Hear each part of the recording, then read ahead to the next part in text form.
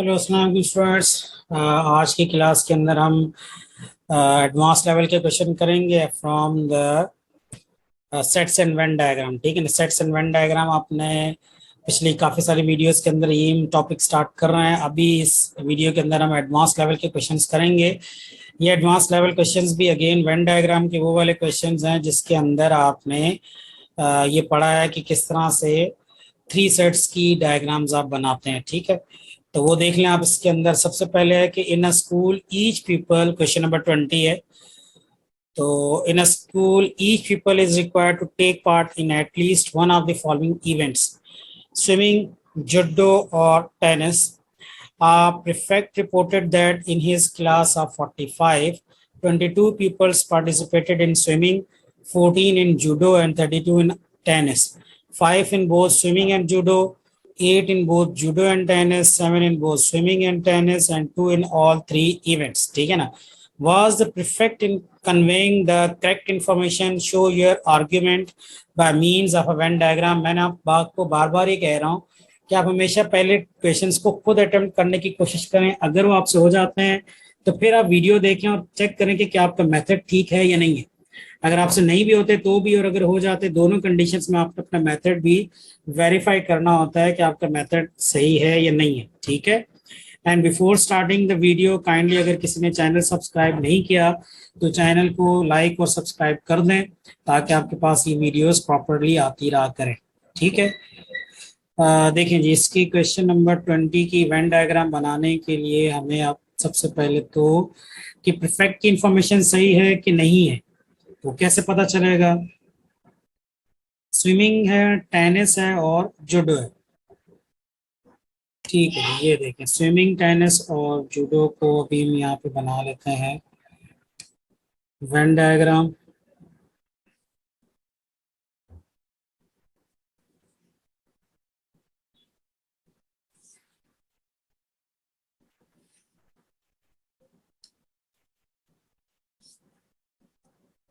ये है swimming, SWI, मैंने पूरा नहीं लिख रहा मैं।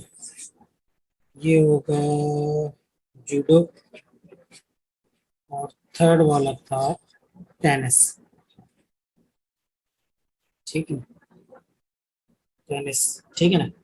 अच्छा, अब यहाँ पे अकॉर्डिंग टू, क्योंकि अब प्रीफेक्ट की इंफॉर्मेशन ठीक है कि नहीं ये कैसे पता चलेगा। आप वेन डायग्राम बनाए और फिर सारा नंबर आप काउंट कर लें कि क्या वाकई इतना ही है। जैसे अगर इंफॉर्मेशन गलत होगी ना तो वेन डायग्राम प्रॉपर नहीं बनेगी। मीन आप उसको जब चेक करोगे तो आंसर गलत आएगा। मैं बता रहा हूँ कैसे।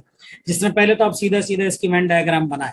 वेन डायग्राम जब आपने बताए, वो कह रहे हैं कि two in all three activities, यानी कि यहाँ बीच वाला जो रीजन है इसमें टू है। टू वो स्टूडेंट्स है जो बोल रहे हैं कि हमने सारी तीनों एक्टिविटीज में पार्टिसिपेट करना है। तो टू तो आपके पास यहाँ पे आ गया, सही है जी। उसके बाद देखो आप कि two in all three activities, फिर हम चलें तो 7 in both swimming and tennis. तो स्विमिंग और टेनिस में 7 है और स्विमिंग और टेनिस के अंदर हो गए 7। देख लीजिए स्विमिंग और टेनिस, स्विमिंग और टेनिस के 7 है। टू ऑलरेडी इधर आ चुके हैं तो रिमेनिंग हो जाएंगे 5। ठीक है जी, रिमेनिंग 5 आपने यहाँ पे लगा दिए। फिर उसके बाद देखो आप 7 आपके पास यहाँ आ गए।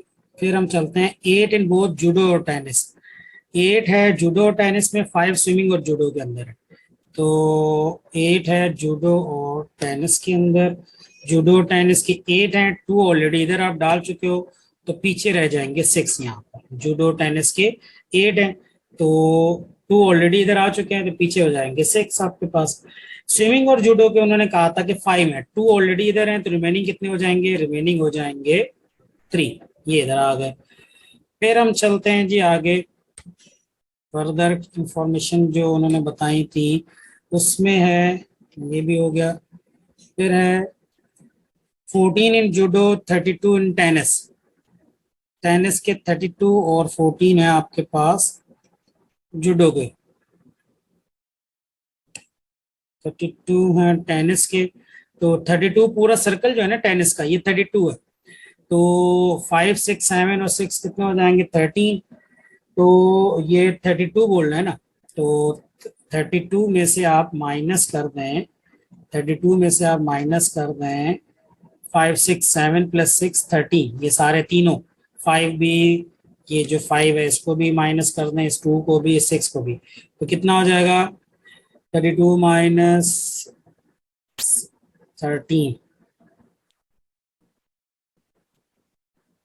कितना हो जाता है, ये 32 में से 13 सब्ट्रैक्ट कर दें तो दिस इज इक्वल टू, भाई मैं कैलकुलेटर से कर लूँ, बाद का दिमाग काम नहीं कर रहा होता, 19 सही है। तो यहाँ पे आ गया आपके पास 19, क्लियर। अच्छा, अगर यहाँ 19 आ गया है आपके पास, 32 इन टेनिस थे, 14 जूडो में और 22 हो गए स्विमिंग में। 14 है जूडो के, 14 जूडो के हैं तो कैसे आएंगे, जूडो 14 माइनस 3 to 5 और -6 करें तो ये 11 है, ये बन जाएंगे 3, 3 इधर आ गए, ठीक है ना, 3 3 6 स्टार्ट, ठीक है ना। और स्विमिंग के 22 है टोटल, तो 22 अगर स्विमिंग के हैं, ये सारा रफ वर्क में कर रहा हूँ, आप भी कर सकते हैं। 3 + 2 5 और 5 10 है, तो 22 में से 10 ये निकाल दो तो पीछे रह जाएंगे 12, 12 इधर आ जाएंगे जी। ये आपने सारी इंफॉर्मेशन बना ली जो प्रीफेक्ट ने बताई थी आपको, अकॉर्डिंग टू दिस इंफॉर्मेशन ये आ गया आपके पास। अब है prefect reported that in his class of 45, 22 आपने डाल दिए, prefect reported in his class of 45, जी 45 है टोटल स्टूडेंट, और फिर उसने ये सारी इंफॉर्मेशन दे दी। अगर टोटल 45 स्टूडेंट्स हैं तो ये सारे नंबर्स अगर आप काउंट करो तो 45 हो जाएंगे। In school each people is required to take part in at least one of the following, ठीक है ना, इन एटलीस्ट, बिल्कुल किसी एक में तो पार्टिसिपेट करेगा ही, और टोटल 45 स्टूडेंट्स हैं, तो अगर आप इन सबको ऐड करोगे तो आंसर 45 आएगा, क्योंकि हर स्टूडेंट को किसी एक में तो एक पार्टिसिपेट करना ही है, दोनों में भी कर सकता है और तीनों में भी कर सकता है। तो अगर आप इन सबको ऐड करो तो कितना बनता है, देखो टोटल नंबर कितना है, टोटल नंबर है जी आपके पास, इन सबको ऐड करें, अभी वर्बली भी कर सकते हैं, 3 2 4 22 23 24 25 30 31 31 40 और 50, टोटल तो ये 50 बन रहा है, 45 तो नहीं आ रहा, बिकॉज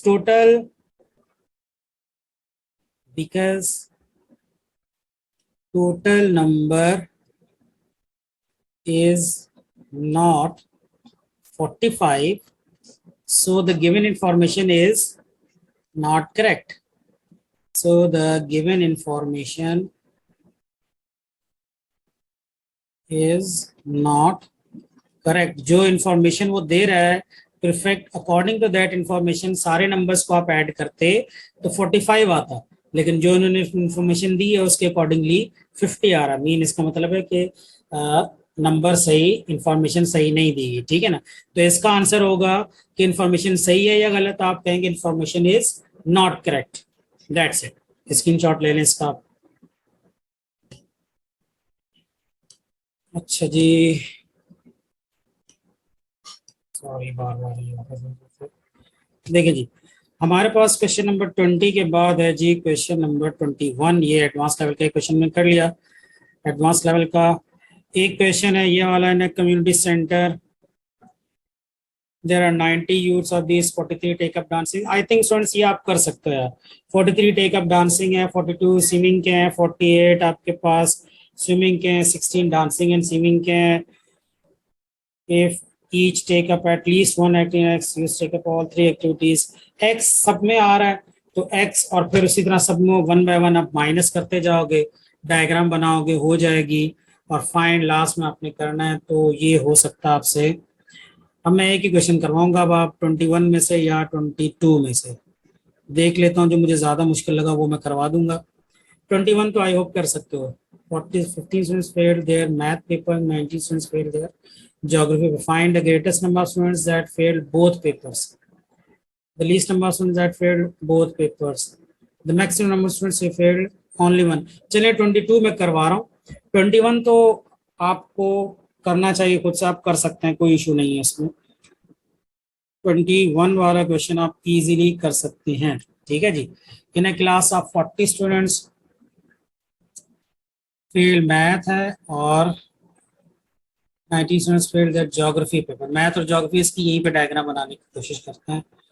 देखें जी, इसकी डायग्राम इधर ही बन जाएगी क्योंकि ज़्यादा बड़ी नहीं है।